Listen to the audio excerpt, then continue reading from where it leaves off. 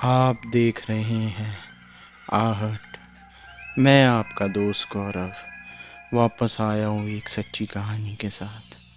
तो चलिए बढ़ते हैं आज की कहानी की ओर। आज की कहानी एक अभिशाप के ऊपर है। आप सभी ने काली जुबान शब्द कभी ना कभी कहीं ना कहीं सुना ही होगा। अक्सर कभी किसी के बोलने से कुछ अशुभ हो जाता है तो हम उस इंसान को काली जुबान वाला इंसान कहते हैं और उसे समाज में हीन भावना से देखा जाता है। आज का हमारा किस्सा इसी बात पर आधारित है। राजस्थान के भीलवाड़ा ज़िले के एक छोटे से गांव में लता नाम की औरत रहती थी। उसकी शादी तो उसके घर वालों ने बचपन में ही कर दी थी और उसके 3 बच्चे भी हैं। उसको उसके ससुराल वाले तो बहुत प्यार से रखते थे, लेकिन गांव वाले उस पर किसी प्रेत आत्मा का साया बताते थे। गांव वाले उससे अक्सर दूर ही रहते थे, क्योंकि वो जो भी बोलती वो सच हो जाता था। लता के मायके में उसके पड़ोसी बताते हैं कि बचपन में लता को एक कुत्ते ने काट लिया था।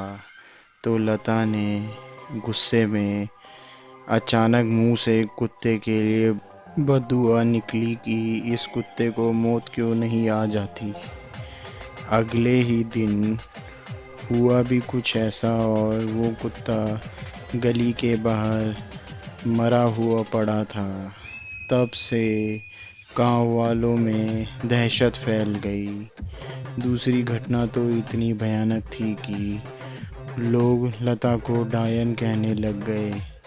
ऐसा ही एक बार बचपन में लता का एक दिन तवे से हाथ जल गया। हाथ जलने से वो जोर जोर से चीखने लगी, चिल्लाने और रोने भी लगी। उस दिन घर वाले सब खेत में गए थे, लेकिन उसकी बड़ी बहन घर पर ही थी। तो वो दौड़कर अंदर आई और अपनी बहन का घाव देखा तो वो बोली, बस इतना सा जल जाने पर क्यों इतना मुंह फाड़ कर रो रही है। लता को उसकी इस बात पर बहुत गुस्सा आया और बोली, तुझको आग लगे तब पता चले कि कितना दर्द होता है। फिर होना क्या था, अनहोनी होने में क्या देर थी। उसी रात घर के पास पड़े चारे में आग लगने से उसकी लपटें घर पर भी आ गई और उन लपटों में केवल लता की बहन ही जली, बाकी सब बच गया। काफ़ी ज़्यादा जलने की वजह से कुछ ही दिनों में उसकी मौत हो गई।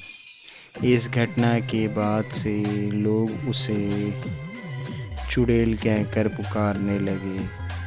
ऐसी और कई घटनाओं को लता के परिवार ने सहा, लेकिन आखिर बेटी को कैसे बाहर निकाल सकते थे। बहुत प्यार करते थे लता से, तो यह सोचकर चुप रहे। बचपन में ही 10 साल की उम्र में उसकी शादी करवा दी गई। लता का पति पेशे से ड्राइवर था और वो रोज़ उसे माता के मंदिर में ले जाता है ताकि काली शक्तियाँ उस पर हावी ना हो पाएं। लता अपनी काली जुबान के अभिशाप से अभी भी जूझ रही है और अक्सर चुप ही रहती है। पता नहीं कभी कौन सी बात मुंह से निकल जाए और उसके पति और ससुराल वालों को कोई नुकसान पहुंचे। ये थी मेरी आज की कहानी। मैं आपका दोस्त गौरव आपसे मिलूंगा एक और सच्ची कहानी के साथ।